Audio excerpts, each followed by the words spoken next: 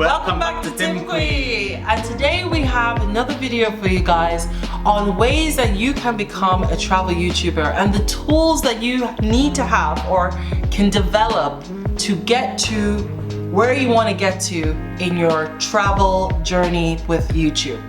And we will be speaking from experience. No one told me, well, Tymkwi told me in the beginning, what do I need? What is it gonna look like? I didn't even know what is Tymkwi gonna be about. I remember the first conversation and I was like, what is this girl even talking about? What YouTube? What couple YouTube? What is this? I never believed in those things. Yeah. And here we are. And after these few, years, we weren't too consistent, but after these few years, we have some knowledge that we are happy to share with you. Exactly.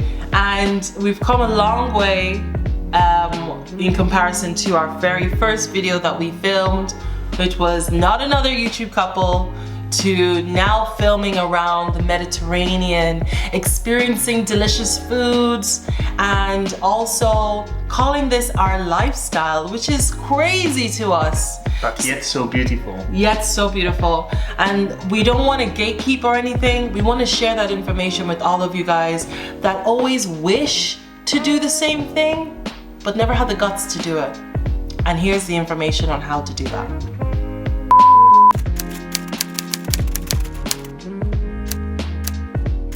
Number one would be do what everyone is not doing. And what do we mean by that? By that we mean get up early in the morning, do these general views, GVs, of the place that you're in, what you want to film. Do the sunrise, do the sunset. If you can, do the time lapse. Exactly, and don't forget that none of this is easy. It's literally a commitment that you do to wake up in the morning and get those shots in before you have your day job, before you have to look after your kids. It is a lifestyle and it is a bit of work, but do you want to live the same life or do you want to see a difference? So the only way to see a difference is to make a sacrifice, and just like Tim said, wake up in the morning, get those morning shots like we did this morning. And it may be a little bit cold, it may be a little bit too hot depending on where you are, but just persevere and get those shots in. Your future self will thank you for it.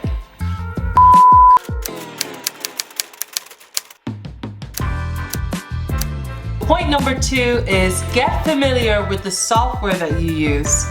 A lot of the time people think that you need the most best software, and when I say a lot of the time, I truly mean even myself. I went to university for media journalism and we started off using Premiere Pro. Because it was free to us, we were always editing in the newsroom, we were always cutting videos, using the software from morning till night as much as we wanted for free, because the university paid for us for our membership. But then as soon as I graduated from university, I then realized how much Premiere Pro actually costs, and I became a Premiere no.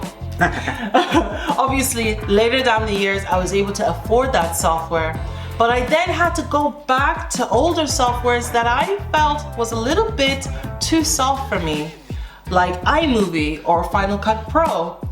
But then I became aware that it's not the best software that you use, it's how you use that software. And using the older software actually opens your mind to creativity on how to edit better. What plugins can you use? How can you incorporate a green screen to make it more interesting? So get familiar with your software and stop making these excuses that you need the most expensive things, because subscriptions can become a debt over time.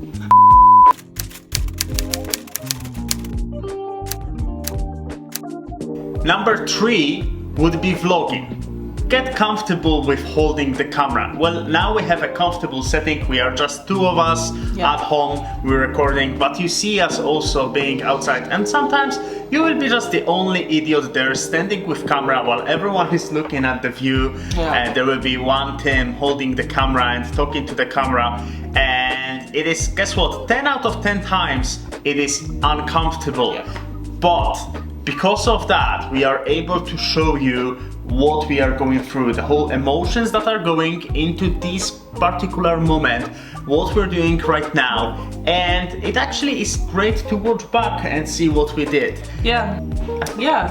So just get comfortable with going outside to film. People are going to be looking at you. People are going to be walking in front of your shots, but just keep on going. You never know when you actually have a good video in your hands. So just keep on going, guys.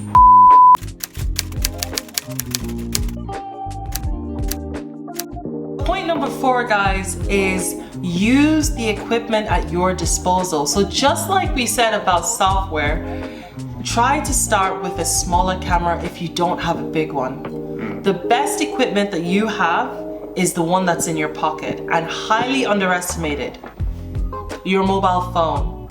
Start with your phone camera, start recording yourself, in the morning routine, something very small. And start playing around with your phone camera settings. Like, a small thing can go a very long way. People are actually filming all their YouTube videos today with just their phone. And if you don't know how to use your phone, there are hundreds and thousands of videos online explaining to you how to use your phone and how to set it. So don't underestimate the power of using a small phone.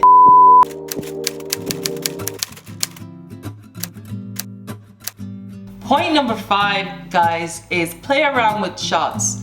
There are so many variety of shots. There are shots such as wide angle shots, medium shots, so from the waist upwards, and even a tight, small camera shots. There are so many other shots like over the shoulder shots, panning shots. Play around with them, have fun, because these shots are a way to build character for your story. It's a way for people to have a look at what you're saying from a different angle, and it does draw your viewers in to continue watching your videos. It's interesting. Stay in that spot for an extra 10 minutes, just going from one place to another in that same area, taking the same video but in different angles, and edit it afterwards and see how tasty and how your camera and your video has a very lovely look to it. Oh yeah, absolutely. Just like we said about the software or about the equipment, what you wanna say in the story, it's totally up to you.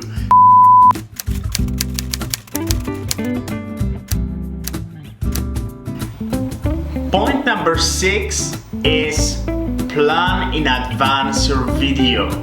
Whether it is 2-3 months or 1 year, even if you can plan at least few weeks, at least 3-4 weeks, depends. Like, I would say 3-4 videos ahead. It depends if you're doing daily, weekly, monthly, whichever you do. And try not to find yourself in a situation, I have to film the video for next week, what can I film? I don't know. When we plan what we're gonna do, then we are even more kind of motivated, but it also goes way faster to record it. We don't have to think about what we're gonna do because we already know. So as we going to the place, we talk about shots, which we talked about before, but this is like the last talk, you know? Just plan it in advance, so on the day you're ready to record, it's gonna go smooth and quick, and you already know, you have it in your mind, what's gonna be next. So you don't stress, you just plan throughout the whole week or whatever time you have to do the next video. And I see that even in the beginning when we didn't plan, we found ourselves very often not recording the next video. For several reasons. We didn't have time or we were just sick. We didn't plan ahead. Yes. We didn't plan ahead, so we fell short with putting out videos, and a lot of life happens. If you fail to plan, you're gonna plan to fail. Yeah.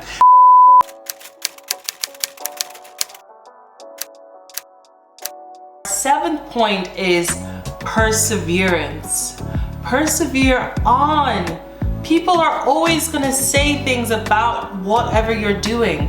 Some of them are speaking out of fear, some of them are concerned, some of them maybe even jealous or whatever. Or some people simply just don't see your vision. Just keep on pushing on. even for a small channel like ours, people have actually come up to us or called us or spoken to us that they didn't like this video, or we could have done this. But you know what? The way we did the video is the way we did the video. That's how we chose to tell our story, and we can't go back on it. We can only keep on making new stories and improving. We appreciate positive criticism, but we're not gonna let negative criticism tear us down. After all, the dream that you have and what you're running towards or fighting towards or striving towards wasn't given to somebody else. It was given to you. So why would you expect someone to believe in you before you keep on going? Keep on going. It's a lonely game on YouTube, but channels like this, Tymkwi, support you. We support you and we believe in you. No matter how small your channels are or the small subscriber count that you have, 206 and counting. Yeah, but I didn't know that YouTube is hard up until I did YouTube, because for me it was like, it's a full-time job. Kids have time, blah blah blah. Yeah, actually, well, kids have time, but it's still a full-time job. Full-time job, yes. So now that we're working full-time job and we have another full-time job, it's just very hard. I've missed more than 9,000 shots in my career. I've lost almost 300 games. 26 times I've been trusted to take the game-winning shot and missed. I've failed over and over and over again in my life, and that's why I succeeded. Guys, thank you so much for watching this video. We will see you again next week with another video.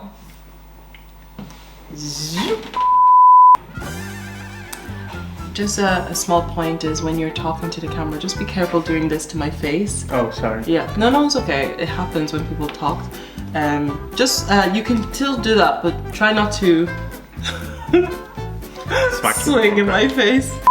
Some character. No, you say it. You say it. Stop wasting time and say it.